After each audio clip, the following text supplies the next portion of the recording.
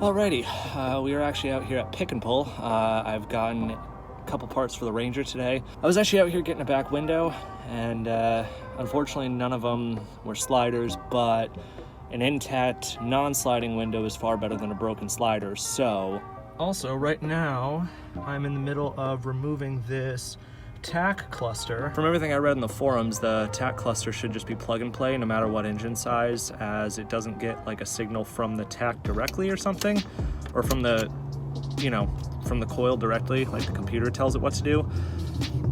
I don't know. All I know is that this is like one of the only trucks here that has a tachometer and isn't an automatic. So yeah, let's see if I can get this out. Success. Which should mean that we now have a tack. And that's the rear window I grabbed. And yeah. All right, so first step's gonna be to de-scum the front of this.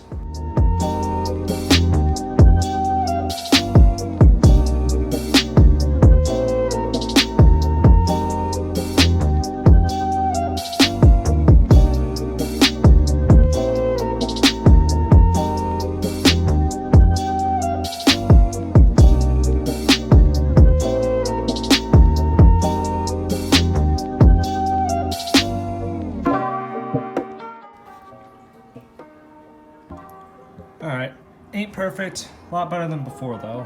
I'm just stoked that that'll have a tack in my truck without having to like wire anything in. It's just factory, plug and play. Alrighty, this requires two hands, but popped off the gauge cluster surround, and that can just sit right over here. Alrighty, we've got all four of the screws out. Now the cluster is free to slide forward. Basically, from now, you have to reach up and in, either through here or through the back, to get the speedometer cable off. And we are out. So this is what I'm replacing with that. So tachometer. Speedometer cable's not that hard. You just find this side and you push in on it, and then the cable pulls straight out. The issue is that you gotta have small hands to get back there. And then other than that, these two squeeze in, and there you go. Tack cluster lights up nice. There's a couple issues with it that I'll show you later. Alrighty, we're back at it, day two. The tack cluster is in. There's a couple issues with it. Also, got the back window in. I had a couple issues with that. I didn't really film a whole lot because it was a giant pain in the ass. But yeah, I'll show you what's wrong with the tack cluster first, and then we'll go from there. Here's the issue with the tack cluster. Yeah, tack needle just does that. So like all the 4x4 stuff works. Goes into low range, shows all that. The rear anti-lock light comes on. Seatbelt light works as before, because the seatbelt didn't work. And yeah, my issue is that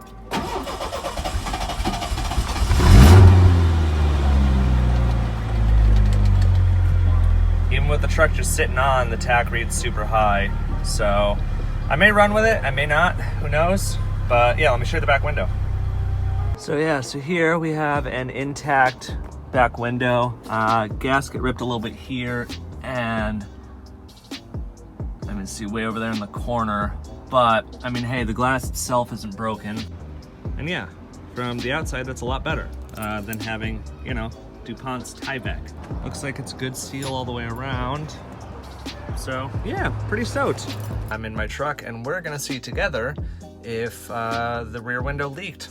And I mean, honestly, if it did, the whole truck's floor is bed liner and the carpet's been gutted, and one of the drain plugs on the floor is just open.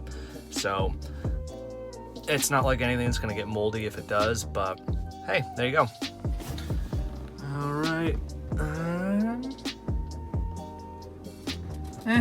Looks like a little tiny bit.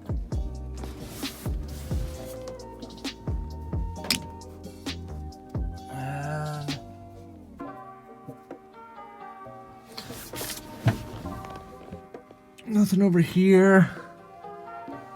button up here. Cool. Beep boop, the video's over. This is the outro. Bye.